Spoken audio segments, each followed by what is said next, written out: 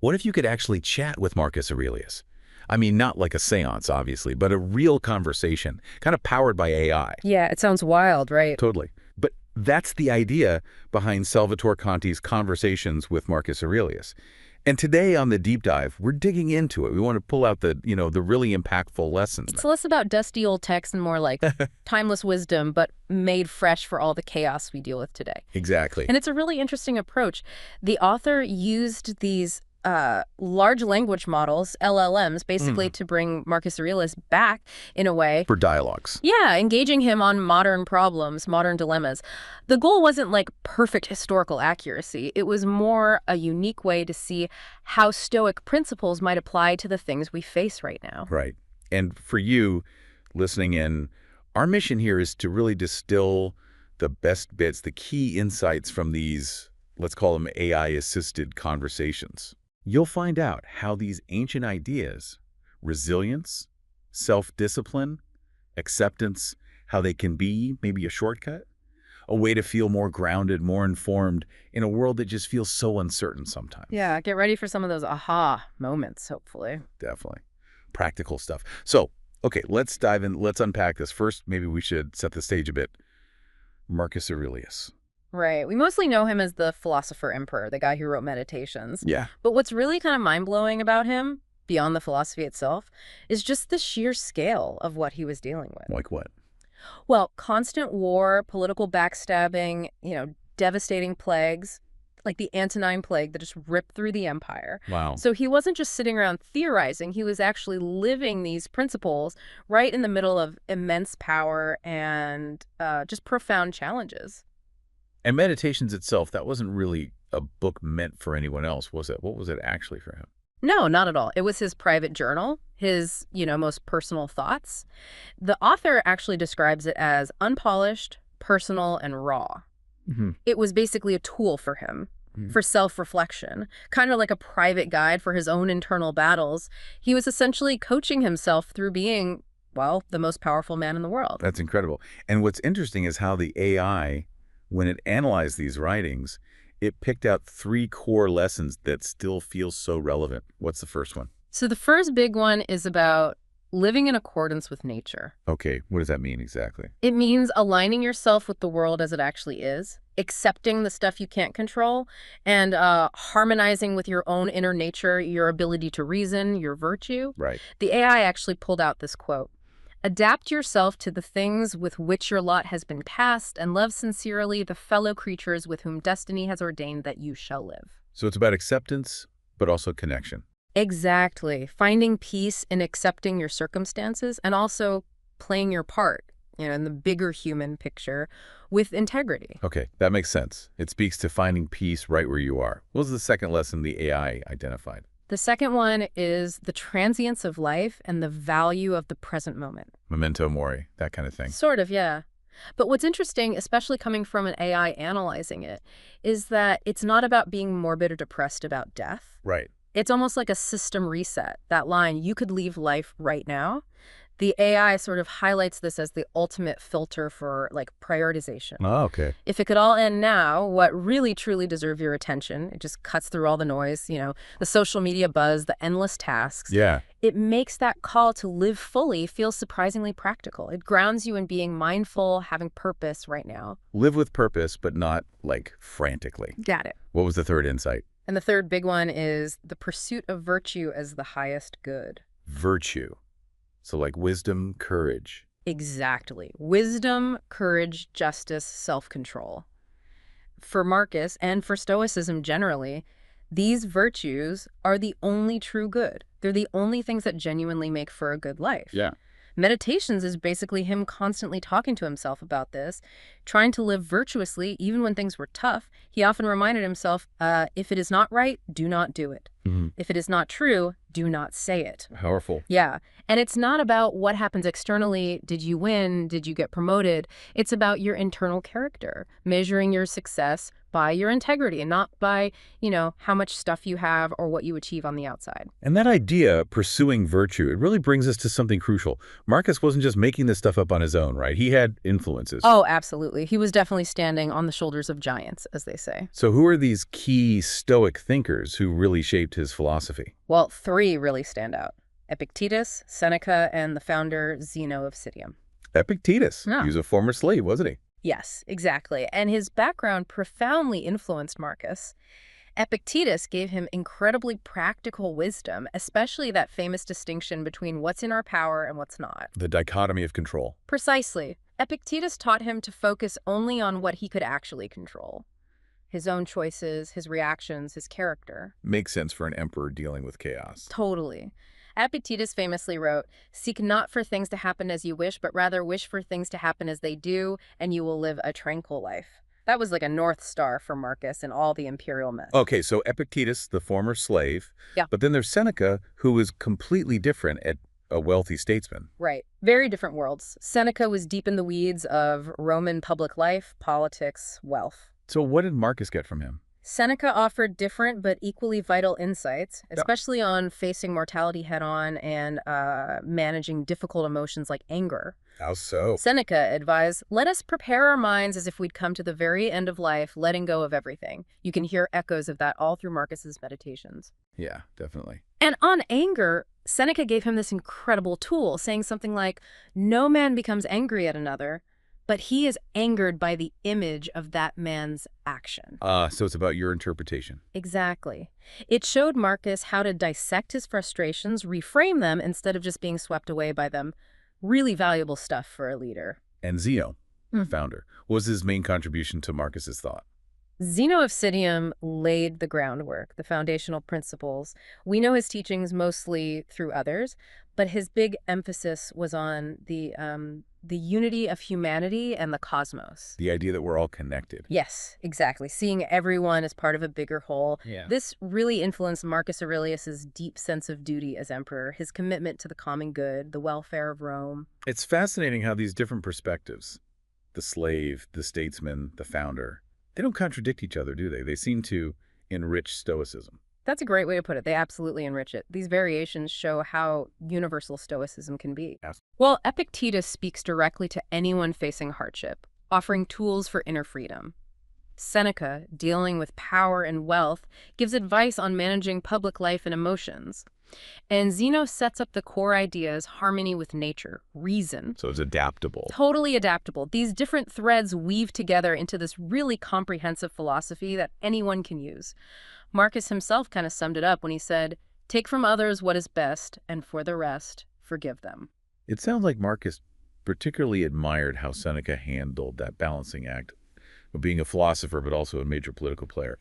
That's a tough line to walk. He really did admire that. Marcus saw Seneca as a model of, let's say, pragmatic integrity. Yeah. Seneca showed him how you could actually apply philosophical principles in the messy reality of decision-making, how to commit to duty, how to acknowledge your emotions but still master them. And Seneca wasn't perfect either, right? Okay. No. And that was key. Seneca was willing to admit his own flaws, his shortcomings. And that taught Marcus that Stoicism wasn't about reaching some impossible state of perfection. It was about the continuous effort, the practical application of wisdom, even when things got complicated, like in court life. Okay, so Marcus really tried to live this stuff. Let's pivot to leadership then. Holding immense power. How do you keep your moral compass? That must have been incredibly difficult as emperor. Oh, it's one of the toughest things imaginable. Power is seductive, right? It whispers illusions of total control and vulnerability. Yeah. But Marcus believed real power wasn't about just throwing your weight around. It was about disciplined authority that's always aligned with virtue. How did he remind himself of that? He constantly told himself, waste no more time arguing about what a good man should be one. It means really cultivating that integrity from the inside, through self-examination, through restraint. He learned from Epictetus that everything has two handles, meaning you choose how to grasp it. Grasp power as a responsibility, a duty, not as some personal prize or entitlement. So it's about service, not self. How did that play out when people challenged his authority? Which must have happened constantly. He actually tried to see challenges not just as threats, but as opportunities to practice patience, humility, reason. Easier said than done, I imagine. For sure. But he kept coming back to that core insight from Epictetus. It's not what happens to you, but how you react to it that matters. So practical steps. He would try to genuinely listen, to understand the other side, not just to win the argument. Building authority through consistent virtue was key. If people pushed back, he'd check, does this decision align with justice, temperance, wisdom? And admitting mistakes. Crucially, yes. He saw admitting mistakes as a sign of strength, not weakness. He believed it built more respect and loyalty in the long run than trying to couple things up. And he always reminded himself, you have power over your mind, not outside events. Realize this, and you will find strength. Finding that inner calm was vital. This brings up a huge question for leaders. Can you actually be both just and effective? Or do you inevitably have to compromise one for the other? It seems like a constant tension. Marcus would argue, and I think Stoicism generally argues, that true strength lies precisely in combining them. They're not opposites. Oh, so? Well, think about it. Justice without effectiveness, that's just an ideal that doesn't achieve anything. But effectiveness without justice, that quickly becomes tyranny, right? Okay. Justice, in the Stoic view, means acting for the common good, putting the people's welfare first. Effectiveness is about actually getting things done, achieving good outcomes. Marcus believed that a leader committed to justice gains moral authority, and that actually makes them more effective. Like that quote. Exactly. What injures the hive injures the bee. Your own well-being is tied to the well-being of the whole. That's such a powerful idea for anyone in any kind of leadership role, even just in a family or a small team. So, thinking about earning respect, what specific qualities did Marcus think a leader needed? Integrity is number one. The absolute foundation. Yeah. Consistently matching your words and actions to your moral principles. Again, waste no more time arguing about what a good man should be. Be one. Makes sense. What else? Humility is vital too. A humble leader knows their authority is a responsibility to serve, not a sign they're better than everyone else. Okay. Then empathy, really trying to see things from others' perspectives, that builds trust. Wisdom, obviously the ability to discern, to balance different demands, and courage, the guts to act when needed, even if it's hard or unpopular, and to resist corruption. That makes you think, who do you respect as a leader and why? Usually it's those qualities. Exactly. We often see leaders, though, who seem to rely on fear. Can a leader actually lead without using fear?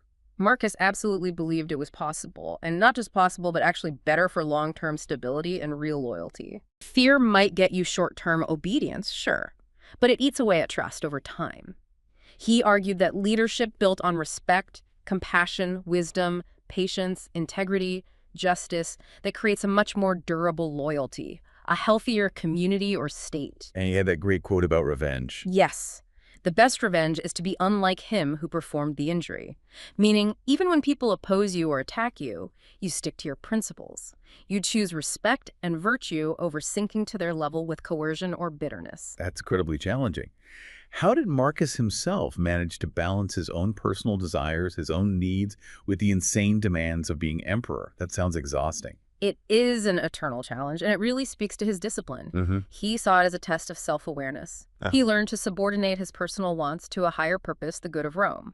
But not by just crushing his desires, more by understanding them and aligning his values with that greater duty. Epictetus taught him, freedom is the only worthy goal in life. It is won by disregarding things that lie beyond our control.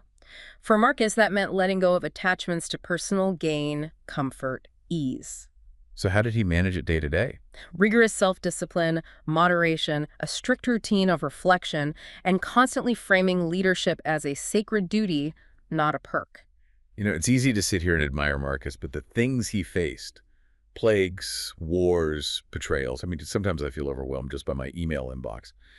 What do you think was his single greatest challenge, and how on earth did he endure it? That's a tough question, but I think it was probably the relentless, grinding tension between his deep philosophical desire for peace and contemplation and the brutal realities of his job. A constant conflict. Constant warfare, political plots, and just crushing personal loss. The Antonine Plague wiped out so many, including, it's believed, many of his own children. How did he cope? He didn't retreat from it. He turned inward.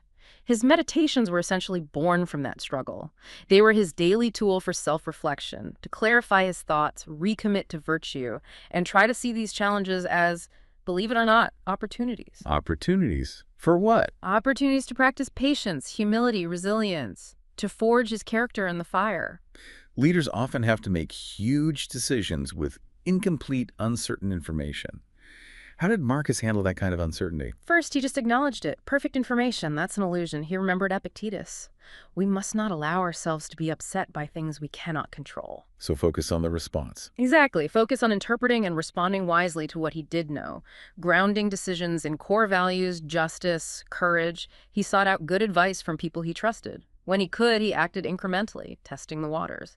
And always, always maintaining that emotional discipline. That quote again, "You have power over your mind, not outside events. Realize this, and you will find strength." Okay, so when we talk leadership, what does all this really tell us about the power of humility? It often gets seen as weakness. But in Stoicism, and for Marcus, it's the opposite. Humility isn't weakness, it's a profound kind of wisdom. How so? A humble leader accepts they don't know everything. They admit mistakes openly. They see leadership as a duty to serve, not an ego boost.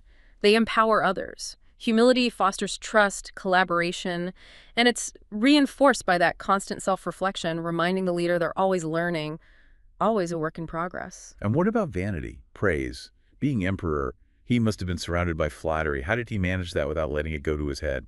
That was a crucial, probably daily battle for him. He focused hard on self-awareness and inner accountability. Asking himself questions. Yeah, constantly asking, is this action truly virtuous or does it just look good? Is it just about seeking approval?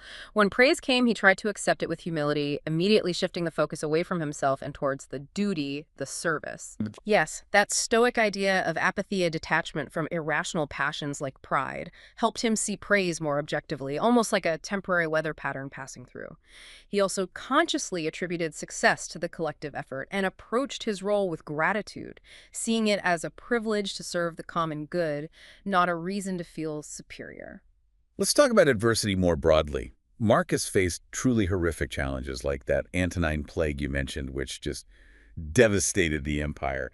How did he actually endure something like that, and how can we maybe train our minds using his techniques? The plague was a brutal, real-world test of his stoicism. He applied those core principles, acceptance of what couldn't be changed, but acting wisely within his sphere of control. Like organizing aid. Exactly, ensuring resources for the sick, trying to maintain morale, continuing his duties as emperor. He found meaning in serving others, even when death was everywhere. He saw it as a grim opportunity to practice courage and virtue. So how did he train his mind for that kind of suffering? Was it just gritting his teeth? Not just gritting teeth, no. It was more like mental conditioning, daily practice. Think of it like building mental muscle. Okay. One really key exercise was premeditatio malorum. Premeditation of evils. Sounds cheerful. Yeah, it sounds grim, but it's actually incredibly practical, even liberating. How does it work? You basically spend a few minutes actively imagining things going wrong. Maybe a project fails, maybe you face a personal loss, maybe you get sick. Why would you do that? Not to wallow in negativity. The point is to mentally prepare, to strip away the shock value, the element of surprise. So if or when something bad does happen, your mind isn't totally blindsided by the emotional impact. You've kind of already run the mental fire drill. Interesting. So you're less reactive. Exactly. Beyond that, he focused intensely on what he could control: his own thoughts, his reactions. He actively practiced gratitude, even when things were awful, which shifts your focus from what's missing to what you still have. That inner citadel idea. Yes, cultivating that inner citadel, a sense of detachment from external chaos, knowing your true self is separate. He also believed in physical discipline, even voluntary discomfort sometimes, to toughen the mind.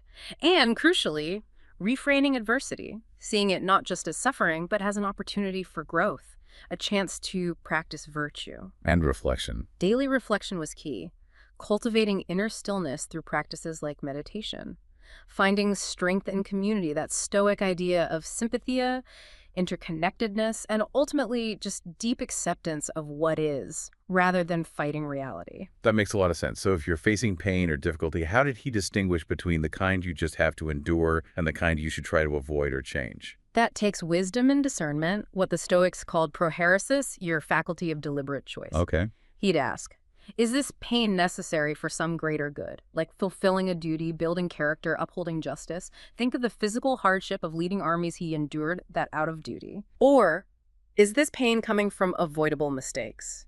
From getting attached to things outside my control? Pain beyond our control, like illness or loss, needs acceptance and resilience. Pain within our control often signals we need to change our actions or judgments. Perspective seems huge in all of this. What role did it play specifically in overcoming adversity? It's absolutely vital. Perspective is a choice. You choose how you interpret things. Remember Epictetus. It is not things that trouble us, but our opinions about them. So change the opinion, change the feeling. Pretty much. Marcus practiced reframing challenges as tests of character. He encouraged taking a view from above, a cosmic perspective, to shrink problems down to size emotionally. He constantly reminded himself of impermanence. This too shall pass. And gratitude, even in tough times, shifts your focus from lack to abundance. It builds resilience. He also suffered terrible personal losses, like losing children. How did he possibly deal with that kind of profound grief? That must have been just agonizing. It surely was. But he approached even grief through the lens of reason and acceptance. He tried to see his children, in a way, as temporary gifts from nature, part of the natural cycle of life and death. That sounds incredibly hard. Unimaginably hard. But it allowed him to honor their memory without being completely consumed by sorrow. He practiced memento mori, remembering mortality not to be morbid, but to prepare for loss with dignity, seeing death as a natural return. He focused on his controllable responses, cherished the present moments he had, and tried to transform grief into gratitude for the time shared.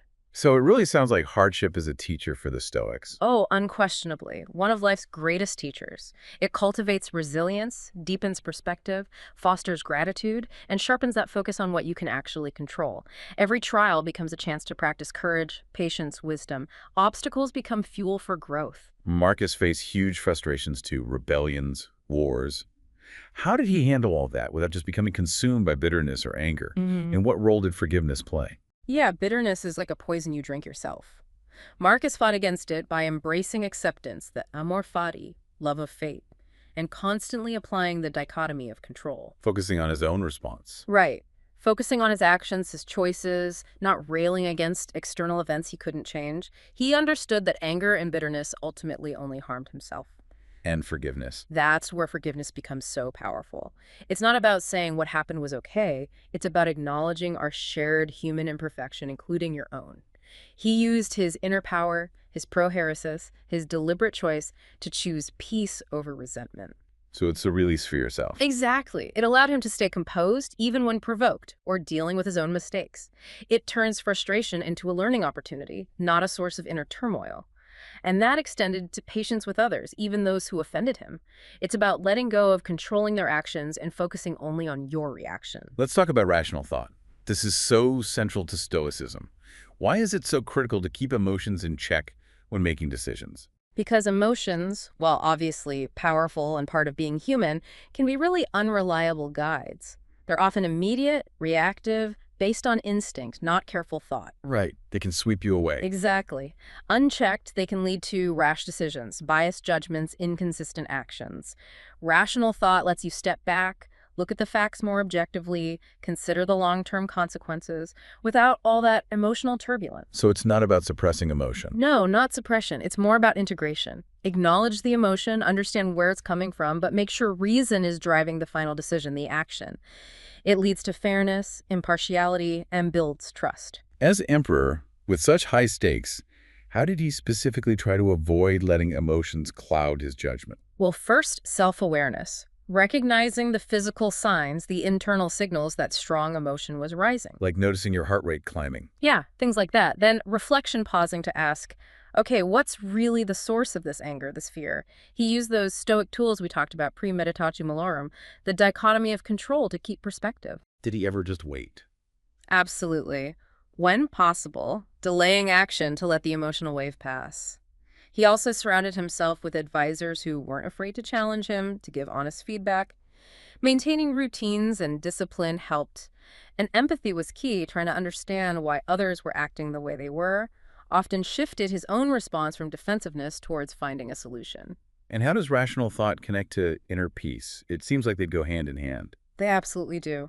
Rational thought is a huge ally in finding tranquility. It helps clarify your perceptions, cutting through the mental fog and distortions that fuel anxiety and fear. By questioning assumptions. Yes, and by clearly differentiating what you can control from what you can't.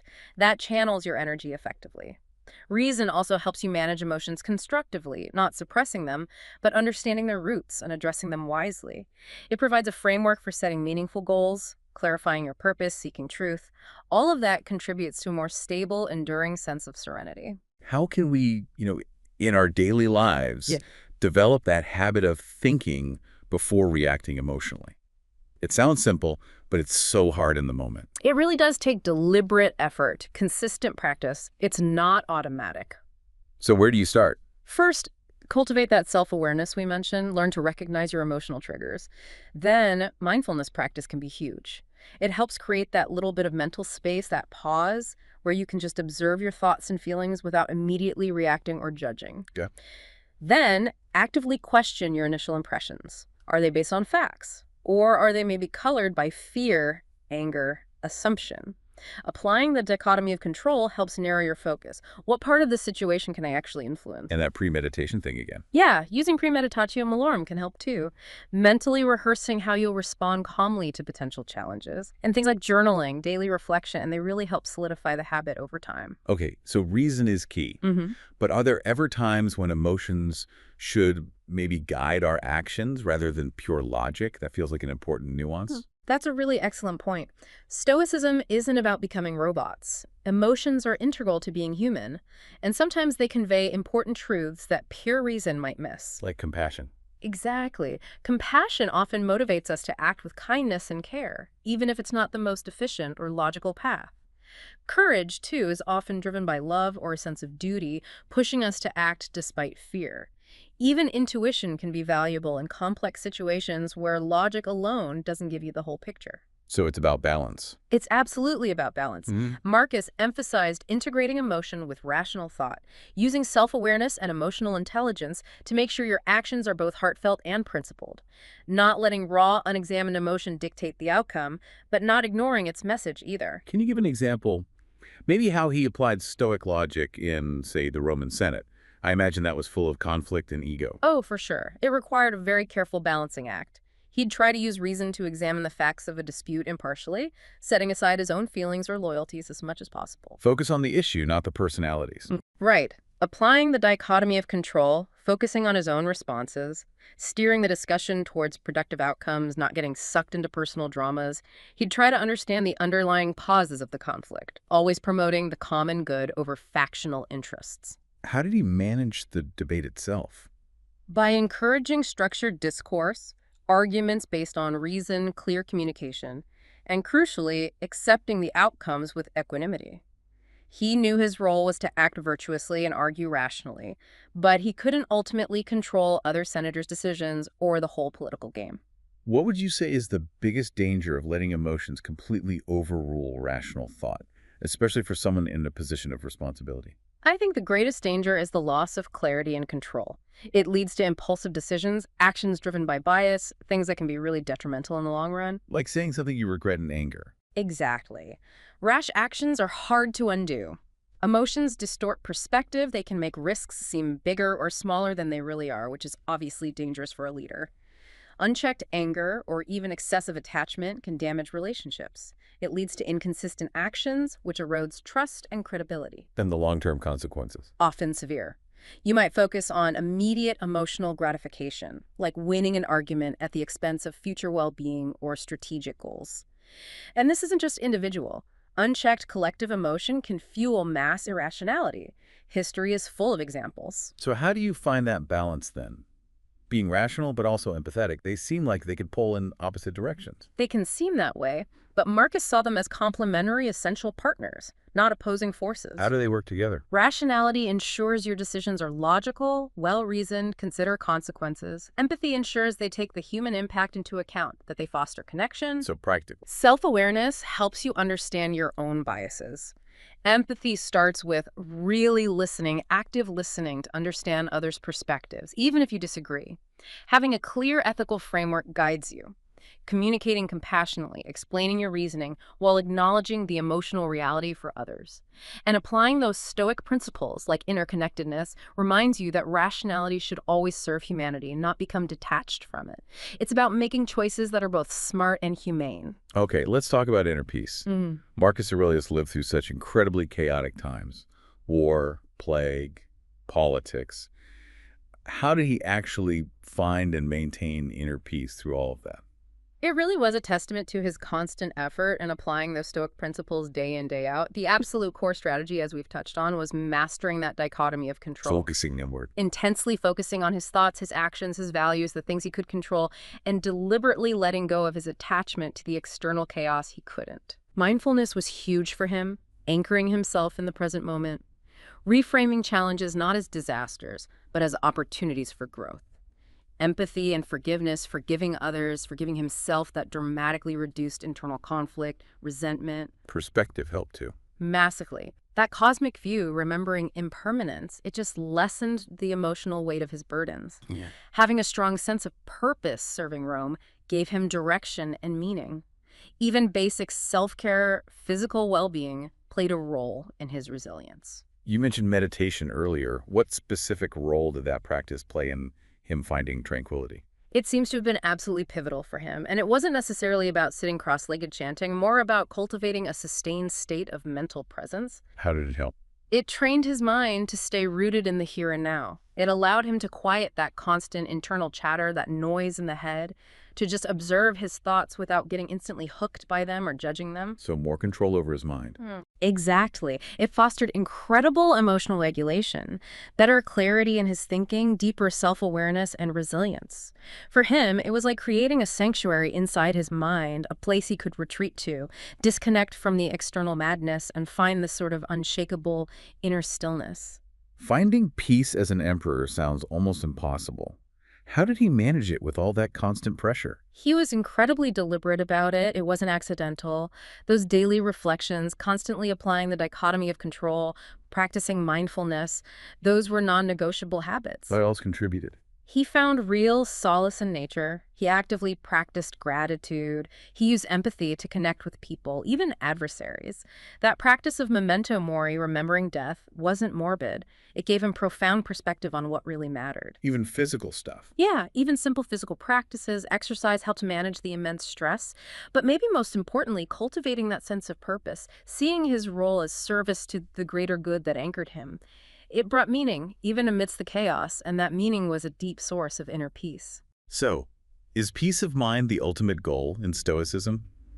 Or is there something more? That's a great clarifying question.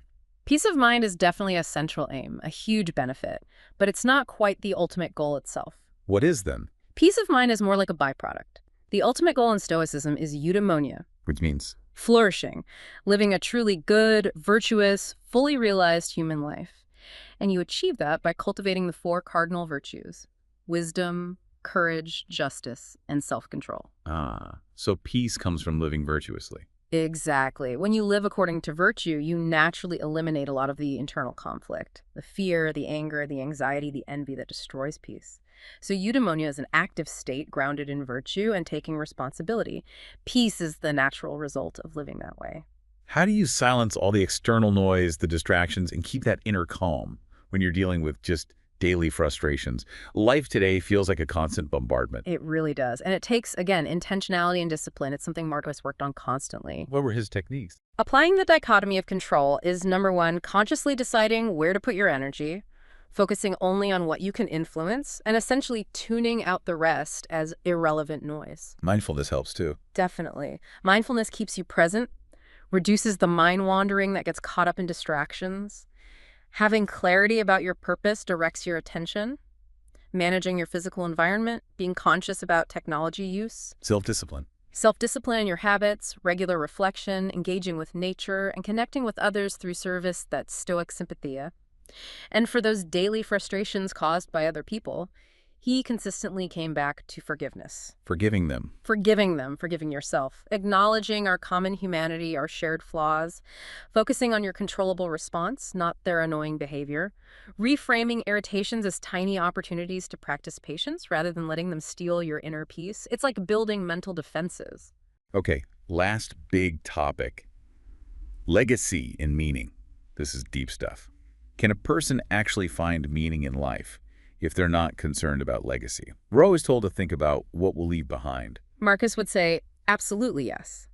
He believed meaning comes not from how you're remembered after you're gone or what monuments are built, but from living virtuously right now in the present moment. So the value is in the living, not the remembering. Exactly. The real value of your life lies in pursuing wisdom, justice, courage, self-control today. He emphasized detachment from outcomes. Your duty is to act virtuously. How others interpret that, or whether they remember you at all, is completely outside your control. So chasing fame is pointless. Pretty much. True freedom, he felt, comes from doing what's right because it's right, not because you're seeking applause or recognition. In many ways, your most profound legacy might be in all the small, unseen ways you impact others, not just the big, visible achievements. So it's more important how we live now than how we might be remembered later. That's precisely his point. Your focus has to be on the present, because it's the only time you actually control what people think of you, during your life or after. That's fleeting, it's fickle, it depends on so many things you can't influence. So tying your worth to that is? It's basically surrendering your inner freedom. He saw remembrance as unpredictable, almost random. He preferred to focus on living authentically now, contributing to the common good through his present actions, rather than chasing external validation that might never come or might not last. But if your intended legacy is simply to live well, to be virtuous, how do you make sure your daily actions actually align with that? It requires first having a really clear understanding of your core values, your principles. What do you actually stand for? For a Stoic, that means constantly checking in with those cardinal virtues. Is this action-wise? Is it courageous? Is it just? Is it temperate? And self-reflection. Absolutely central. Constantly asking yourself those kinds of questions, like he wrote in Meditations. At every moment, keep a sturdy mind on the task at hand, as a Roman and a man. It's about that consistent, mindful effort in every little thing you do, making sure your deeds actually reflect the virtuous principles you claim to hold. Wow. What a profound journey through his thought, especially seen through this unique AI lens. We've really explored how Marcus Aurelius offers such timeless wisdom for dealing with, well, the messiness of modern life. Yeah, it shows that Stoicism isn't just some dusty old philosophy. It's incredibly practical. A guide, really, for finding resilience, building integrity, achieving that inner peace, whatever your circumstances are. It truly highlights how powerful these ancient ideas still are, especially when you look at them in a fresh way. So here's something to think about, a final thought for you. If even an ancient emperor, wrestling with immense power, constant war, plagues, personal loss, if he found his deepest wisdom and peace by focusing relentlessly on what was truly within his control, his thoughts, his actions, his character, what might you discover about your own inner power right here in your daily life? Live with reason, act with virtue, endure with grace.